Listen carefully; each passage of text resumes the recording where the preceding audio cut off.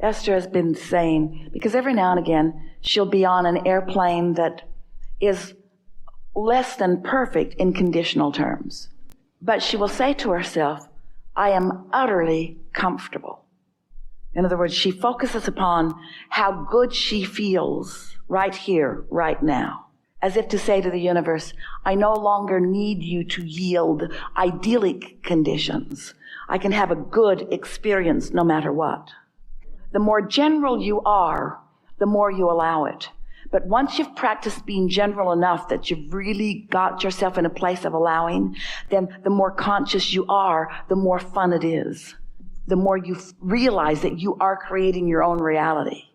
It's not so different than saying, how conscious should I be in the sculpting of the clay? We say, well, you could just take a big clump and throw it down, be all right. But it's ever so much more satisfying to mold it in the image of your intention. But let's take it further. What about just making peace with where you are? What about acknowledging that you're on the path and that you're never in a wrong place, and then just softly turn in the direction of what you want and give yourself a break. Give yourself the ease of acknowledging that it's no big deal and you don't have to do anything this red hot minute and that all really is well, and just sort of trust in the natural momentum of the path of least resistance taking you where you want to go. Try that for a little while and watch the ease that it brings to you and the faster results. Because a lot of people do this, they don't mean to. We've been talking about how every subject is really two subjects, and on one end of the stick, so to speak, is wanted, and on the other end is unwanted. But if what is unwanted is active enough that you translated it, so you're thinking about it. In other words, when you're standing there in that negative thought, that means there was a vibration that you translated into a thought and into an emotion. So there's already some momentum going, and attention to it will increase the momentum. So it's more a letting go of it. It's more a reaching for the feeling rather than trying to change the thought to produce the feeling. Do you see what we're saying? This is the point that we're making. Alignment is alignment is alignment. And if some subjects get you there faster than others, then take the path of least resistance to get you there. Because when you're there, all subjects then are accommodated. That was big. Because the path of least resistance that you're upon, where does that path lead? Where does the path of least resistance lead? What's the goal of reaching for the path of least resistance right now? Where's it leading?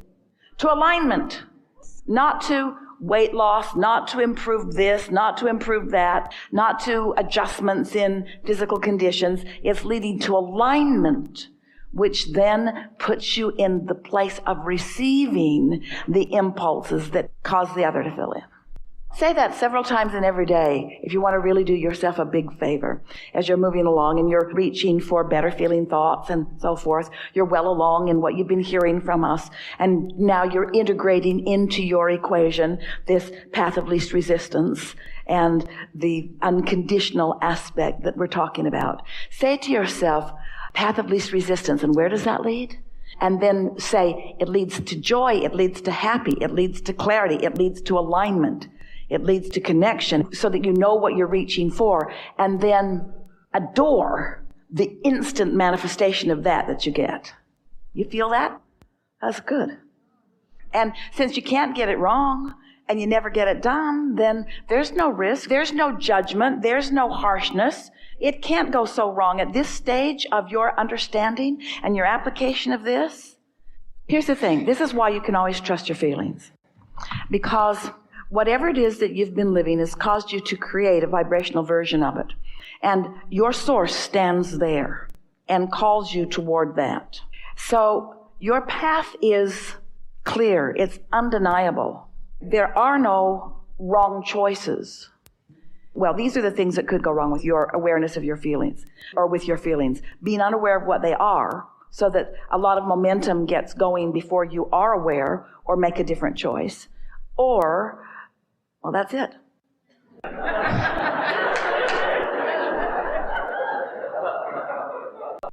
And we think what this conversation is really about is recognizing that this path of least resistance isn't about a behavior that you should always follow. It's about being loose and receptive in the moment and following the impulse. In other words, Esther's thinking about this a lot these days because through her life experience and through her time with Jerry and through their building of life together and through the building of their businesses together, there were principles that he lived by that he taught to Esther, sort of business equations that he repeated to her often, ways to behave in situations and conditions to hold in certain ways. He said things like, start it the way you want it to end up. And if you can't multiply it by 1,000, don't do it. And he had a lot of those things that served him well, that simplified life. So now Jerry makes this transition to non-physical. And so Esther is wanting to follow his lead and remembering so much of the wisdom that she learned from him. And so trying to hold to some of those principles that he established. Discovering, however, in her moving forward along her continual path of least resistance, that sometimes in holding to those principles that may have worked then, but are different in the way that she is feeling them now, that sometimes she can let go of that as she follows a louder calling. The way she first began translating that was by saying, oh, Jerry, I think I can hear you saying something different now. And he is saying something different now, like trust yourself and follow your own guidance, and like things are always working out and your impulses are on target, and don't worry so much about trying to get everything just right and enjoy the journey. And there are a whole lot of other things that he is saying that are not contradictory to what he said then. And so this is the piece that we are so interested in lighting up for you. And that is that the path of least resistance, let's say that something happened and you felt an impulse and you did it and it worked out really well and you noticed it.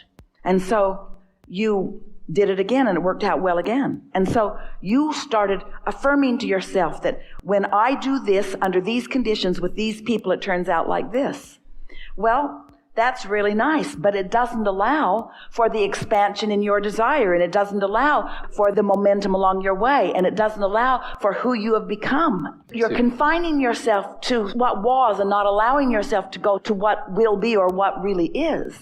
So let's go back to the piece that we were offering earlier about what if. Wouldn't it be nice if? Esther's finding those 4-second and 5-second and 6-second glimpses where all she is aware of, all that she is wanting is alignment, alignment, alignment, trusting then that in her alignment, that law of attraction, which is always in motion, will then help her to dovetail with who is in her vicinity, who is up for whatever it is that she's up for. Rather than looking into the public and defining results that you like, and then systematically trying to hook up with the specifics of those characteristics. Instead, trusting your guidance, coming into alignment, and trusting law of attraction to give you what you need when you need it all the way along the way.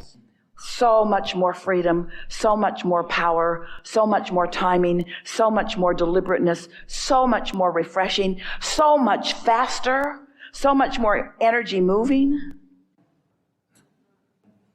Rather than saying, trust my feelings, because that's sort of loaded for you. Let's say it in a different way. I want to be in the receptive mode. So let's talk about the evolution of thoughts to things. So there's a vibration of what you want, and it's really a powerful and active vibration. We are affirming that to you. We see the vibration of your vortex. There is so much power in that vibration. So here's this vibration, and your inner being, the source, more than we can describe of non-physical cadre of energy and consciousness, is there in the vibration of that. So there it is, but it's a vibration not yet translatable by you, especially if you're not in the receptive mode. So here's the vibration, here's the vibration, here's the vibration, here's the vibration. So how are you going to put yourself in the vicinity of translating that vibration into something that's meaningful? Well, if you hit on the subject head on, you're going to activate all your concerns. So you're not going to be in the receptive mode. But if you do something fun, if you let yourself go, if you make lists of positive aspects, or if you're in the mode of appreciating, if you do those things that you know how to do that cause you to feel good, and then you allow the idea to come. You know that feeling when you say, oh, I got an idea. Or here's something. Oh, this just occurred to me. Well, ask yourself, why? Why did that just occur to me? That just occurred to you because you were in the receptive mode and the vibration's been there, and you translated the vibration into something tangible for you, because the thought that you translated it into and the subsequent emotion that came in response to it, those are manifestations too. We're going to call them first stage manifestations. There's really plenty of stages before you got to there, but it's a first stage manifestation. And if you can revel in that, then it'll flow and flow and flow and flow and flow. We don't want to say throw all caution to the wind, because that sounds a little bit to you like don't pay attention to your guidance. We want to say no longer be cautious. We want to say you're reaching for the vibration of fun, not the one of cautious. You're reaching for the vibration of clarity, not the one of warning. You want to get on the path, and where does the path lead? The path leads to alignment, and then the alignment leads to more and more and more and more. But the only thing that you ever have to be aware of is the path to alignment. And that alignment, and then all the energy, all the resources that you've then connected with, take care of everything. So there is a result that you seek, but you're not focused upon the result or the condition that you're seeking. Now you're following the path what? To alignment, path to alignment, path to clarity. And so since you're following the path to clarity and finding it on a really regular basis and sustaining it, now you're in a place of being in the receptive mode. And because you're in the receptive mode, you're receiving imagery of what is to come before it comes. So you're receiving, in a sense, imagery of the end place that you're seeking even before it is fleshed in, which just sort of makes it easier for you to maintain it in a longer period of time.